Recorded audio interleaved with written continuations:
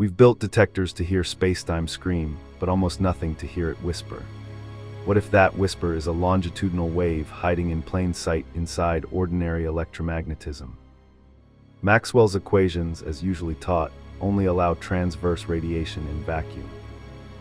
I have published a DM model that shows how a longitudinal dielectric compression channel can coexist with ordinary TEM without breaking Maxwell. Tesla famously said, "I would not give my rotating field discovery for 1,000 inventions." In this video, I explain what I believe Tesla meant by that. When people talk about electromagnetic waves, they almost always mean TEM, transverse electromagnetic waves. That's the stuff we all learned in school: light, radio, microwaves, the usual spectrum. In a TEM wave, the electric field and the magnetic field are both transverse. They oscillate sideways, perpendicular to the direction the wave is moving, and also perpendicular to each other. If the wave is moving this way, the fields are always wiggling in directions like this, never along the direction of travel. Mathematically, this gives you two independent polarizations, and the dispersion relation looks like this: omega squared equals c squared k squared, the classic light wave relation in vacuum. That's the entire story of radiation in standard Maxwell theory: two transverse, massless modes, nothing else. But that's not the only kind of wave a field can support. If you take any medium that can compress, like a spring or a slinky, you can send a wave where the disturbance moves along the direction of travel. That's a longitudinal wave. Things compress and rarefy instead of swinging sideways. In the dielectric magnetic model I'm using, there's a third channel exactly of that type. Alongside the usual transverse electromagnetic fields, there is a longitudinal dielectric compression mode. I'll call it longitudinal magnetodielectric, or short LMD. Instead of the electric field just wiggling sideways, the medium itself is being compressed and decompressed along the axis of propagation. The key object is a scalar field, usually called phi, that measures this longitudinal compression of the dielectric. In this picture, TEM and LMD live in the same overall structure, but they behave very differently. The TEM sector stays exactly Maxwellian. Two transverse modes, same speed of light, same dispersion, same usual photon behavior. The LMD sector is a scalar longitudinal mode. Its dispersion looks more like a Klein-Gordon field. Omega squared equals CL squared times K squared plus ML squared. In other words, it can have a different wave speed and an effective mass scale. So in plain language, TEM is like plucking a guitar string sideways. LMD is like pushing and pulling on a spring along its length. They can coexist in the same device, but standard vacuum electromagnetism effectively turns off that longitudinal compression channel. It assumes that anything longitudinal is either static or a gauge artifact, or just not allowed to radiate. The DM framework does something different. It keeps the transverse Maxwell block completely intact, but it deliberately keeps one longitudinal compression mode as a physical dynamical field with its own wave equation, its own range, and its own couplings. From now on in this video, when I say TEM, I mean the usual transverse electromagnetic radiation. And when I say LMD, I mean this longitudinal magnetodielectric compression wave, a hidden third degree of freedom that can, in principle, propagate alongside ordinary light, but only shows up when you actually pump the longitudinal channel instead of ignoring it. Standard electromagnetism is written in terms of potentials and gauge symmetry, and the whole formalism is optimized to keep only two transverse photon polarizations as physical. Any longitudinal or scalar pieces are declared gauge artifacts and literally gauged away, so by construction there is no room for a propagating longitudinal dielectric compression mode. In other words, the mathematics is built to see TEM and to treat anything LMD like as a mistake to be fixed, not a signal to be measured. The DM framework breaks that spell by stepping into a device frame and allowing one longitudinal scalar phi to remain as a real field with its own wave equation and sources. So mainstream physics doesn't see LMD, not because the channel is impossible, but because our most trusted equations were designed from day one to project it out. Let's talk briefly about magnetic attraction and magnetic poles. When we learn magnetism, we're told about north and south poles as if there were two kinds of magnetic charge sitting at the ends of a bar. In the unified picture I'm using, that's the wrong story. Polarity is not two different substances, it's one direction of spin. Imagine the magnetic structure not as straight field lines, but as a hyperboloid core where the field twists around the axis like a spiral staircase. On one side of the magnet, the twist has one-handedness. On the other side, it has the opposite-handedness. Those two-handednesses are what we usually label north and south. We can use gear wheel metaphor to explain this behavior. If you put two gear wheels together so their teeth mesh, they can rotate smoothly only if they spin in opposite directions. Opposite spins fit together, share angular momentum, and lock into a stable, low-energy configuration. That's attraction. But if you try to force two gear wheels with the same rotation direction to interlock, they jam. The geometry literally fights you, the teeth push each other away.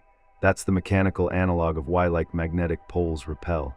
You're trying to bring together two regions of field that twist the same way, and the field can't share that spins smoothly, so it pushes itself apart. In TTFT language, this is not just a pretty metaphor. The TTFT unification paper shows that the toroidal ether flow and the associated torsion of the hyperboloid are mathematically locked to what we measure as magnetic polarity. The sign of the torsion, the direction in which the field twists around the axis, maps one-to-one to the sign of the magnetic pole. So north versus south is literally the sign of that torsion, not two different kinds of charge. Here is where TTFT DM and LMD come back in. In the TTFT DM codex paper, the transverse magnetic field still behaves exactly like ordinary Maxwell. Same curl equations, same transverse radiation. All the familiar attraction and repulsion of magnets lives in that transverse, torsion-bearing structure. It's about how those rotating, gear wheel, field patterns line up or clash. The longitudinal dielectric compression mode, LMD, is different. As a scalar compression of the dielectric, it doesn't carry a north or south sign in the same way at all. There is no torsion sign to flip. An LMD pulse is more like a breathing motion along an axis than a twist around it. That's exactly why in this picture, gravity is naturally an LMD-type phenomenon, a longitudinal compression sourced by mass density with no magnetic polarity for it to care about. In the TTFT DM framework, the same longitudinal magneto-dielectric channel that we use for LMD naturally produces an inverse square attraction sourced by mass, so gravity fits the LMD pattern in a very direct way. And this also explains why gravity is so much harder to detect in the lab than magnetism. We have a century of instruments designed to feel transverse torsion and magnetic polarity, but almost nothing built to listen for a neutral, scalar longitudinal compression wave that doesn't flip sign when you turn a magnet around. Let me come back to a quote I mentioned earlier from Nikola Tesla. I would not give my rotating magnetic field discovery for 1,000 inventions, however valuable. 1,000 years hence, the telephone and the motion picture camera may be obsolete, but the principle of the rotating magnetic field will remain a vital, living thing for all time to come. When most people hear rotating magnetic field, they think of an AC generator where a physical magnet is spinning inside a coil. But I don't think that's what Tesla meant. He was talking about the field itself rotating in space, even if no solid object is physically turning. According to TTFT, a magnetic field is a toroidal geometry in the ether, and the rotation of that torus induces either TEM or LMD ether flow through its hyperboloid core. It's exactly like a smoke ring. The ring itself is a rotating vortex, but the air is being pulled through the center as long as the vortex survives. A moving vortex ring travels through the medium. A stationary vortex ring still forces the medium to flow through it. It becomes a pump sitting in one place. That is what Tesla's rotating magnetic field really is in TTFT terms. A stationary toroidal vortex that continuously pulls ether through its core. In episode 2, I showed you how a double toroid system can lock together and create tension, compression, and an ether deficit that looks like magnetism, nuclear binding, and gravity all at once. Now think of Tesla's rotating field as the dynamic version of that same geometry. A continuously driven toroidal vortex that keeps the ether moving, instead of letting the system settle into static equilibrium. So what does this have to do with LMD and how to actually produce it? In the DM codex, the longitudinal scalar phi, the LMD channel, is driven by the dielectric power density E.JQ and by the mass density ρm. Rotating magnetic fields are one of the most efficient ways to organize E and J so that they line up and pump the longitudinal channel, instead of just creating transverse TEM radiation.